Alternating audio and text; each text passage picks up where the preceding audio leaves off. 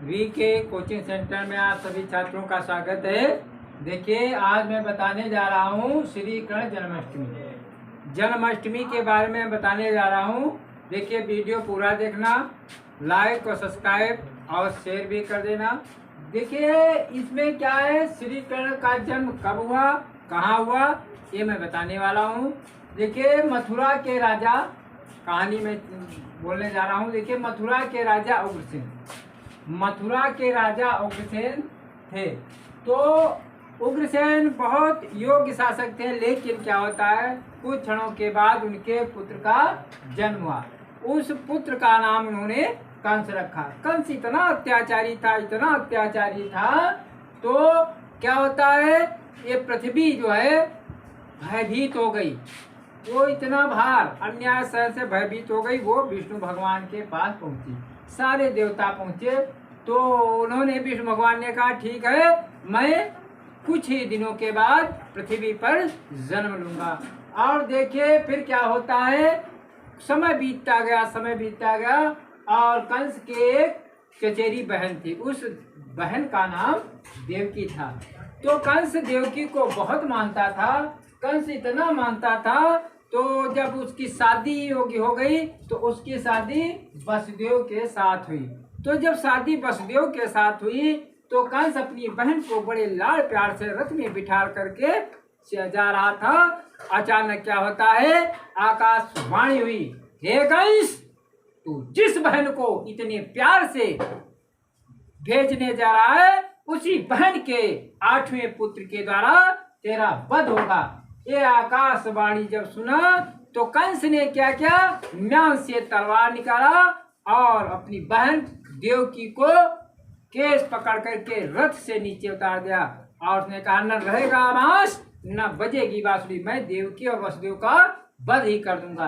तो उस समय, जिस समय उसने म्यान से तलवार निकाली, तो सामने वसुदेव आ गए और कहने लगे, आप देवकी को मत मारिए। अगर आपको उसके 8वें संतान से ईर्ष्या है या डर है तो मैं आपको 8वां पुत्र दे दूंगा। आप उसको चाहे मारना या जीवित रखना।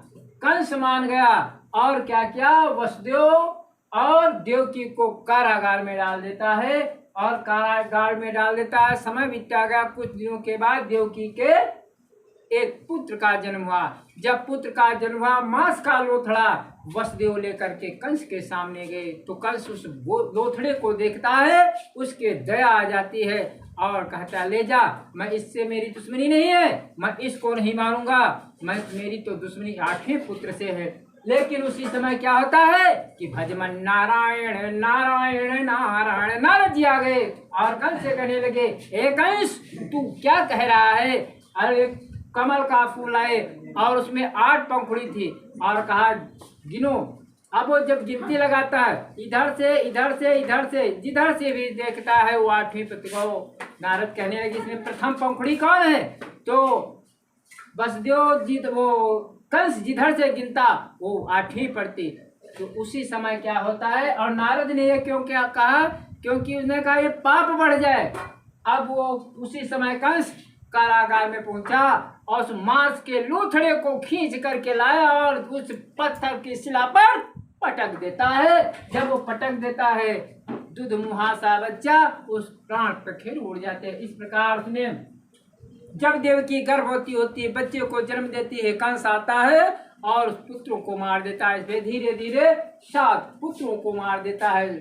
फिर क्या होता है, वो अंतिम घड़ी आने वाली है, जो 8वां पुत्र का जन्म होता है और 8वें पुत्र में श्री कृष्ण का जन्म होता है। तो क्या होता है, उधर जब 8वां पुत्र का नंबर आता है तो कंस ने बहुत सारे पहरेदार लगा देते हैं, क्योंकि कोई चूक ना हो। इधर क्या होता है, जब भादों का महीना है, घनघोर बारिश हो रही है और उधर भगवान विष्णु अपना रूप प्रकट हुए और कहने लगे, देखिए मैं जन्म ले लूंगा बच्चे के जन्म में और तुम मुझको गोकुल में भेज जाना। तो आज कंस को ये पता नहीं है और भगवान विष्णु वसुदेव और देवकी को दर्शन देते हैं और दर्शन देते हैं। कुछ क्षणों बाद बच्चे का जन्म होता है, सारे पहरेदार सो जाते हैं। और तो क्या होता है, वो भगवान विष्णु ने संकेत दिया, तो क्या वसुदेव ने सूप में रख करके भगवान श्री कृष्ण को ले चले। कहाँ चले? यमुना जी। अब यमुना जी को पार करके गोकुल में जाना है उनको। अब जब वो सूप में बैठ लिटार करके जा रहे हैं तो घनघोर बारिश हो रही। यमुना में यमुना इतनी घनघोर बह रही थी, बहुत वेग से बह रही थी। वसुदेव उसी यमुना में प्रवेश किए तो क्या होता है, यमुना जी कहने आज तो बहुत अच्छा मौका है, भगवान के चरण छूना चाहे। तो धीरे धीरे यमुना बढ़ रही है, वसुदेव डूबने वाले थे। भगवान ने तत्काल अपना पैर नीचे लटका देते हैं। जब पैर लटका देते हैं यमुना जी पुनः घट जाती हैं। और जब घट जाती हैं वसुदेव सूप में रखे भगवान को, उस पर नाग शेष नाग अपना फन फैला देते हैं। और जब वहां पर गोकुल में पहुंचे तो वहां पर क्या देखते हैं, नंद बाबा के घर जो यशोदा माँ की ने एक जन्म दिया था बच्ची को, उस बच्ची को उठा लेते हैं और भगवान श्री कृष्ण को वहीं पर लिटा देते हैं। अब क्या होता है, उस पुत्री को लेकर के पुनः आ जाते हैं। और फिर क्या हो जाता है, कहने का मतलब कि खुल ताल गए बंदी ग्रह के ताले सब खुल गए। और जब वहां पर वो बच्ची पहुंची और बच्ची रुदन करने रोने लगी, सारे पहरेदार जाग गए। कंस को सूचना दी गई।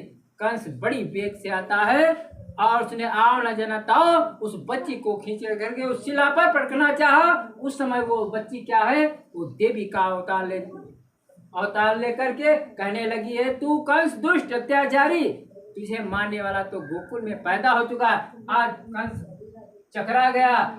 उसने कहा मैंने ये क्या कर दिया, अपनी बहन के इतने पुत्रों को मार दिया और मेरा काल तो गोकुल में पैदा हो चुका है। ये आकाशवाणी, कैसी आकाशवाणी। अब क्या होता है, कंस जब चकरा गया, अब वो गोकुल में पहुंचा और गोकुल में जितने छोटे छोटे बच्चे उनका वध कर दिया। अब क्या होता है, इधर नंद बाबा के यहाँ जब वो पहुंचा तो उसने अपने राक्षसों को पहले बकासुर को भेजा। बकासुर आया बगुले का रूप धारण करके, उसको भगवान ने मार दिया। कागासुर आया कावा बन करके, उसका भी वध कर दिया। पूतना ही अपने आंचल में दूध जहर लगा करके पूतना का भी वध कर दिया। फिर क्या होता है, यमुना जी में एक कालिया नाग रहता था। वो इतना भयंकर नाग था कि जो भी उसमें पशु पक्षी पानी पीता वो मर जाता था। तो उसने क्या किया, भगवान ने उस यमुना में गेंद के बहाने खेले, अपने ग्वालों के साथ गेंद खेले और यमुना में जान करके ही गेंद को फेंक देते हैं। और उसमें एक सुदामा था, वो कह रहा है मुझे गेंद चाहिए, मुझे गेंद चाहिए। तो भगवान ने कहा ठीक है, और भगवान ये चाहते भी थे और उस यमुना में छलांग लगा देते हैं और वहां पर कालिया का वध कर देते हैं और भगवान पुनः प्रकट हो जाते हैं। इधर क्या होता है, यशोदा माँ और नंद बाबा भयभीत होते हैं, लेकिन जब अपने बेटे को देखते हैं तो बड़ा प्रसन्न हो जाते हैं। इधर जब क्या होता है, कंस को पता हो गया ये मेरा ही काल गोकुल में है, मेरा भांजा है, तो उन्होंने क्या किया और अत्याचार बढ़ा दिया। तो भगवान ने सोचा अब तो कुछ नहीं बनने वाला, क्योंकि उसका मामा था। आज मामा को मारने के लिए मथुरा भगवान श्री कृष्ण पहुंचे और क्या किया, मल्ल युद्ध किया और मल्ल युद्ध में कंस को मार दिया। और कंस को मार करके अपने माता पिता को कारागार से छुड़ा लिया, उग्रसेन को पुनः सिंहासन दिला दिया। इस प्रकार ये श्री कृष्ण का जो मैंने जन्माष्टमी के बारे में बताया है, ठीक है। तो पूरा देखना, वीडियो पूरा देखना, लाइक और सब्सक्राइब और साथ में शेयर भी कर दें। आज का वीडियो यही।